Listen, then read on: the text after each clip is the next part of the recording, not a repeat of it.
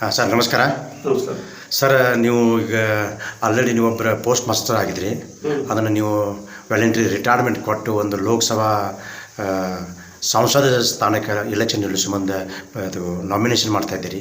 ಏನು ನೌಕರಿ ರಿಸೈನ್ ಕೊಟ್ಟು ಎಲೆಕ್ಷನ್ಗೆ ಬರಬೇಕನ್ನೋ ಉದ್ದೇಶ ಅಂದ್ರೆ ಇದು ನಮ್ಮ ಬೆಳಗಾವಿ ಜಿಲ್ಲೆಯಲ್ಲಿ 18 ಮತಕ್ಷೇತ್ರ ಮತ್ತು ಇಲ್ಲಿ ಅತಿ ಹೆಚ್ಚು ಪಾಪ್ಯುಲೇಷನ್ ಲಿಂಗಾಯತ್ ಬಿಟ್ಟರೆ ಕುರುಬರಿದ್ದಾರೆ.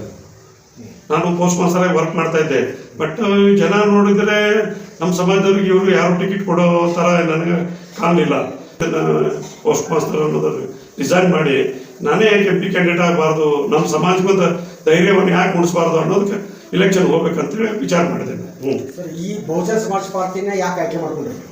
ಬಹುಜನ ಸಮಾಜ ಪಾರ್ಟಿ ಯಾಕೆ ಆಯ್ಕೆ ಮಾಡಿದ್ರೆ ಈ ನಮ್ಮ 18 ಕ್ಷೇತ್ರದಲ್ಲಿ OBCಗಳಿಗೆ ಒಬ್ಬರಿಗೂ ಪ್ರಾಧಾನ್ಯತೆ ಕೊಟ್ಟಿಲ್ಲ. ಈ ನಮ್ಮ 18 ಕ್ಷೇತ್ರದಲ್ಲಿ ನೋಡಿ OBC 50% ಇದೆ. ಕುರುಬರು, ಉಪ್ಪಾರು, ಹಣಬರು, ಆಮೇಲೆ ಯಾವುದು ಕುಂಬಾರು, ಈ ಸವಿತಾ ಸಮಾಜ, ಈ ಸಣ್ಣ ಸಣ್ಣ ಸಮಾಜಗಳಿಗೆ ನಮ್ಮ ಜಿಲ್ಲೆಯಲ್ಲಿ ಪ್ರಾಧಾನ್ಯತೆ ಸಿಕ್ಕಿಲ್ಲ.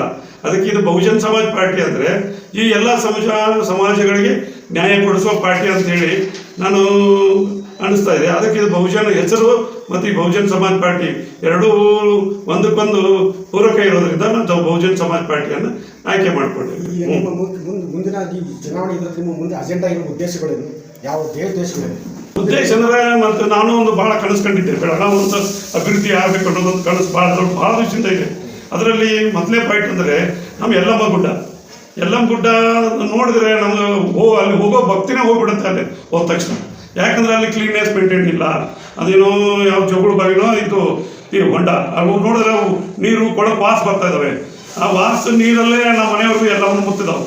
ಆ ಮುತ್ತು ಇರೋದ್ರಿಂದ ಬೇಡ ಅಂದ್ರೆ ನಮ್ಮ ಮನೆಯವರಲ್ಲಿ ಹೋಗಿ ಮುಳುಗ್ತಾರೆ.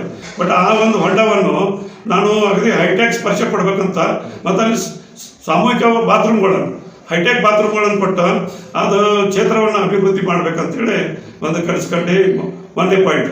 ಎರಡನೇದು ವರ್ಷಗಟ್ಟಲೆ ಜೋಗಮನ ಇದು ಅಡ್ಲಿಗೆ ತೊಗೊಂಡು ತಿರುಗಾಡ್ತಾರಲ್ಲ, ಆ ಕ್ಷೇತ್ರಕ್ಕೆ ಹೋದಾಗ ಅಲ್ಲಿ ಒಟ್ಟು ಅವ್ರಿಗೆ ಇದನ್ನೇ ಆಗಲ್ಲ ದರ್ಶನ. ಅಂಥವ್ರಿಗೆ ಸ್ಪೆಷಲ್ ರೇಣುಕಾ ಬೆಲ್ಲಗುಡ್ಡ ಪ್ರಾಧಿಕಾರದಿಂದ ಎಲ್ಲವನ್ನು ಅಡ್ಲಿಗಿದ್ದವ್ರಿಗೆ ಒಂದು ಐಡೆಂಟಿ ಇಶ್ಯೂ ಮಾಡಿ ಅವ್ರು ಯಾವಾಗ ಬಂದರೂ ಅವ್ರಿಗೆ VIP ಟೈಪ್ ಥರ ದರ್ಶನ ಎಲ್ಲದನ್ನು ಕೊಡ್ಬೇಕು ಅನ್ನೋದು ಒಂದು ನನ್ನ ಪಾಯಿಂಟ್. ಯಾಕಂದರೆ ಅದು ನನಗೆ ಭಾಳ ದಿವಸದಿಂದ ಅದು ಪಾಪ ಬರೋ ಹೆಣ್ಮಕ್ಳು ವರ್ಷಗಟ್ಟಲೆಲ್ಲ ಅದಕ್ಕೆ ದುಡಿದು ಅಲ್ಲಿ ಹೋದ್ರೆ ದರ್ಶನ ಸಿಗಂಗಿಲ್ಲ. ಅದನ್ನು ಕಣ್ಣಾರೆ ನೋಡಿ ನನಗೆ ವಯಸ್ಸಾದ ಅಜ್ಜಿಗಳು ಅವ್ರಿಗೆ ನೋಡಿ ಮನಸ್ಸಿಗೆ ಭಾಳ ಅನಿಸ್ತು. ಅದೊಂದು ನನ್ನ ಕನಸಿದೆ. ಆಮೇಲೆ ಎರಡನೇದು ನಮ್ಮ ಬೆಳಗಾವಿ ನಗರ ಖ್ಯಾತ ಹಾಕಿಪಟ್ಟು ಬಂಡು ಪಾಟೀಲ್ ಅಂತಿದ್ರು. ಒಲಿಂಪಿಕ್ ಕ್ರೀಡೆಯನ್ನು ಅವರು ಭಾಗವಹಿಸಿ ನಮ್ಮ ಬೆಳಗಾವದೊಂದು ಹೆಸರನ್ನು ಅಂತಾರಾಷ್ಟ್ರೀಯ ಮಟ್ಟದಲ್ಲಿ ತೊಗೊಂಡು ಬರ್ತಾರೆ. ಅವ್ರದ್ದು ಯಾವುದೇ ಇತಿಹಾಸ ನಮ್ಮ ಬೆಳಗಾವದಲ್ಲಿ ಯಾರಿಗೂ ಗೊತ್ತಿಲ್ಲ. ಅದನ್ನು ನಾವು ರೇಸ್ಕೋರ್ಸಲ್ಲಿ ಒಂದು ಸರ್ಕಲ್ ಇದೆ. ಆ ಸರ್ಕಲ್ಗೆ ಅವರು ಬಂಡು ಪಾಟೀಲ್ ಸರ್ಕಲ್ ಅಂತ ನಾಮಕರಣ ಮಾಡಿ ಆ ಸರ್ಕಲ್ದಲ್ಲಿ ಅವರು ಹಾಕಿ ಆಡೋದು ಒಂದು ಇದು ಸ್ಟ್ಯಾಚ್ಯೂ ಮಾಡಿ ಅಲ್ಲಿ ಅವರು ಯಾವ್ಯಾವ ಒಲಿಂಪಿಕ್ ಆಡಿದ್ರು ಅವೆಲ್ಲ ಡಿಜಿಟಲ್ ಪ್ರಿಂಟ್ ಬರಬೇಕು. ಮುಂದಿನ ಪೀಳಿಗೆಗೆ ಬಂಡು ಪಾಟೀಲ್ ಅಂದರೆ ಯಾರು ಅನ್ನೋದು ನಮ್ಮ ಬೆಳಗಾವಿ ಜನರಿಗೆ ಮತ್ತು ಅಥವಾ ನಮ್ಮ ಇಡೀ ಕರ್ನಾಟಕ ಜನರಿಗೆ ಗೊತ್ತಾಗಬೇಕು ಅನ್ನೋದು ನನ್ನ ಒಂದು ಗುರಿ. ಆಮೇಲೆ ಮೂರನೇದು ಅಂದರೆ ಕಿಲ್ಲಾಕೆರೆ ಹತ್ರ ಅಶೋಕ ಸರ್ಕಲ್ ಇದೆ. ಅಶೋಕ ಸರ್ಕಲ್ ಅಂದರೆ ಸಾಮ್ರಾಟ್ ಅಶೋಕರ ಒಂದು ಸರ್ಕಲ್. ಅದು ಕಿಲ್ಲಾಕೆರೆ ಒಳಗೆ ಒಂದು 100 ಅಡಿ ಬುದ್ಧನ ಮೂರ್ತಿ ಮಾಡಿಸಿ ಆ ಮೂರ್ತಿ ಒಳಗೆ ನಳಂದ ಯೂನಿವರ್ಸಿಟಿ ಒಂದಾನೊಂದು ಕಾಲದಲ್ಲಿ ಇಂಡಿಯಾ ಜಗತ್ತಿಗೆ ಫಸ್ಟ್ ಯೂನಿವರ್ಸಿಟಿ ಹುಟ್ಟಿದ್ದು ನಳಂದ ಯೂನಿವರ್ಸಿಟಿ. ಆ ಯೂನಿವರ್ಸಿಟಿಯಲ್ಲಿ ಜಗತ್ತಿನ ಜನ ಎಲ್ಲ ಓದ್ತಿದ್ರು. ಅದು ಬುದ್ಧನ ಕಾನ್ಸೆಪ್ಟ್ ಇತ್ತು. ಅದಕ್ಕೆ ಆ ಬುದ್ಧನ ಒಂದು ಮೂರ್ತಿ ಮಾಡಿ ಅವ್ರದ್ದು ನಳಂದ ಯೂನಿವರ್ಸಿಟಿದ ಹಿಸ್ಟ್ರಿಯನ್ನೆಲ್ಲ ಡಿಸ್ಪ್ಲೇ ಮಾಡಬೇಕು ಡಿಜಿಟಲ್ ಅಂತೇಳಿ ನಾನೊಂದು ಕನಸ್ಕೊಂಡಿದ್ದೆ. ಆ ಪ್ರಕಾರ ಮಾಡಬೇಕು ಅನ್ನೋ ಒಂದು ಉದ್ದೇಶ ಇದೆ. ಆಮೇಲೆ ಇನ್ನೊಂದು ಪಾಯಿಂಟ್ ಅಂದರೆ ನವಿಲು ತೀರ್ಥ ಒಂದು ಅಗದಿ ಪ್ರೇಕ್ಷಣೀಯ ಸ್ಥಳ. ಅದು ನಮ್ಮ ರಾಷ್ಟ್ರ ಪಕ್ಷಿ ನವಿಲದಿದೆ. ನವಿಲುಗಳನ್ನು ಎಲ್ಲ ಥರದ ನವಿಲುಗಳನ್ನು ಆ ನವಿಲು ತೀರ್ಥದಲ್ಲಿಂಥದ್ದು ಅದನ್ನು ನವಿಲಧಾಮ, ರಾಷ್ಟ್ರೀಯ ನವಿಲಧಾಮ ಅಂತ ಮಾಡಿ ಜನರಿಗೆ ಆಕರ್ಷಣೆ ಆಗುವಂಥ ಒಂದು ಪ್ರೇಕ್ಷಣೀಯ ಸ್ಥಳ ಮಾಡಬೇಕು ಅನ್ನೋದನ್ನು ಕಲಿಸ್ಕೊಂಡಿದ್ದೀವಿ.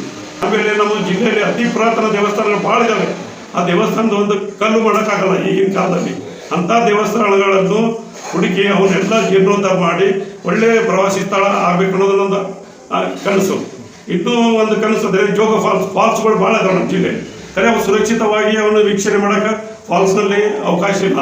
ಅದಕ್ಕೆ ಅವು ಸರಿಯಾಗಿ ಸುರಕ್ಷಿತ ವೀಕ್ಷಣೆ ಮಾಡಿ ಸರ್ಕಾರಗೂ ಆದಾಯ ಬರೋ ಥರ ಅದನ್ನು ಫಾಲ್ಸ್ಗಳನ್ನೆಲ್ಲ ಅಭಿವೃದ್ಧಿ ಮಾಡಬೇಕಂತ ಒಂದು ವಿಷಯಗಳನ್ನು ನನ್ನ ಮನಸ್ಸಿನಲ್ಲಿ ಅಂಥ ವಿಚಾರಗಳು ನನ್ನ ಮನಸ್ಸಲ್ಲಿ ಬಂದವೆ. ಇನ್ನೂ ಹಲವಾರು ವಿಚಾರಗಳು ಇದ್ದಾವೆ.